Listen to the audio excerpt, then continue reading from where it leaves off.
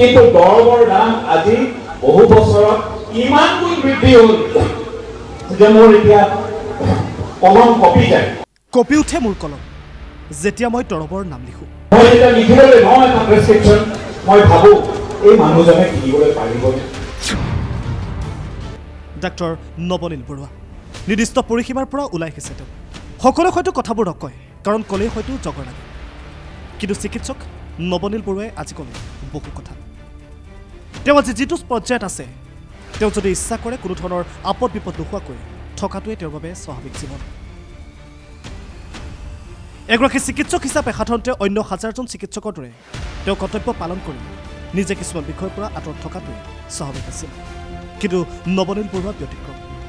আজিৰ তাৰিখত সমাজত এনেধৰণৰ চিকিৎসকৰ সংখ্যা অধিক, যিয়ে হয়তো কটাইছে এটা বিলাসী জীৱন, আজৰি সময়ত ভ্ৰমণ কৰিছে বিদেশ।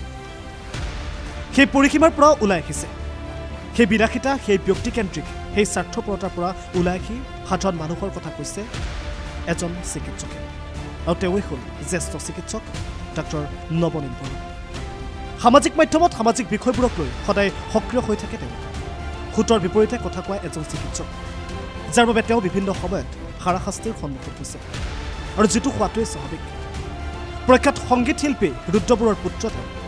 আজি ৰাজ্যজুৰি চৰ্চাৰ কেন্দ্ৰবিন্দু হৈ পৰিছে নবনীল বৰুৱা, কাৰণ আজি গুৱাহাটী লোকসভা সমষ্টিৰ কংগ্ৰেছ তথা বিৰোধী ঐক্যমঞ্চৰ প্ৰাৰ্থী মীৰা বৰঠাকুৰৰ হৈ নিৰ্বাচনী প্ৰচাৰ সভাত উপস্থিত আছিল নবনীল বৰুৱা। আৰু প্ৰচাৰ সভাত নবনীল বৰুৱাই কৰিলে বিশেষ মন্তব্য। তেওঁ কি কৈছে চাওঁ আহক। মই অহাৰ কাৰণ আছে। মই কৈছোঁ যে মই চিকিৎসক, আৰু চিকিৎসক হিচাপে মই ভাবোঁ যে আজি আমাৰ দেশখন ৰুগ্ন। এটা দলে 10 বছৰত আমাৰ দেশখন এনেকুৱা বেমাৰী কৰি পেলালে যে মোৰ নিচিনা চিকিৎসকে এতিয়া অকল ৰোগীক চিকিৎসা কৰিলে নহ'ব, দেশখনৰ চিকিৎসাৰ কাৰণে নিজৰ কাম বন বাদ হ'লেও নীতি নিয়মকে উলাই আনিবলৈ বাধ্য। আজি আমাৰ এনেকুৱা এটা অৱস্থা হৈছে, মই চিকিৎসকৰ দৃষ্টিকোণৰ পৰা কথাবিলাক কৈছোঁ। আজি মোৰ ফিজ মই বঢ়োৱা নাই, আজি বহুত বছৰে মই মোৰ ফিজ বঢ়োৱা নাই, কিন্তু দৰবৰ দাম আজি বহু বছৰত ইমান গুণ বৃদ্ধি হ'ল যে মোৰ এতিয়া কলম কপি যায়।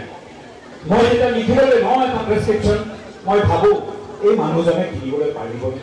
মই যে লিখি দিছোঁ, আৰু মোৰ যিটো বিভাগ তাত মানুহে এবছৰ 2 বছৰ এটা দৰৱ খাবলগীয়া হয়। মই ভাবোঁ যে এবছৰ 2 বছৰ খাব, মানে এসপ্তাহ খায়ে বাদ দি দিব। এনেকুৱা নহয় মানুহৰ যে এই ইমান দামী ঔষধ খোৱাতকৈ আমি টিপুৰিলে যোৱাই ভাল, এনেকুৱা অৱস্থা মই দেখিছোঁ। ইমান সকলো ফালৰ পৰা মূল্য বৃদ্ধি হৈছে যে চিকিৎসা কৰাটো প্ৰায় অসম্ভৱ হৈ পৰিছে।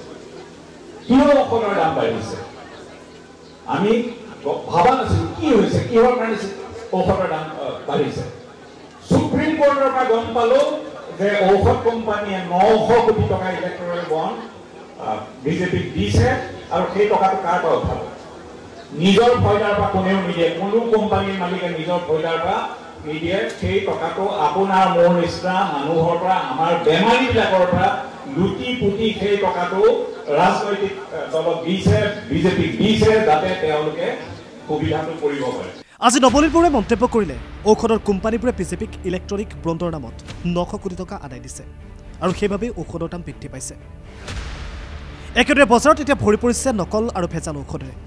আৰু এনেধৰণৰ মন্তব্যৰ পাছতেই জ্যেষ্ঠ চিকিৎসক নবনীল বৰুৱা আজি ৰাজ্যজুৰি চৰ্চাৰ শীৰ্ষত।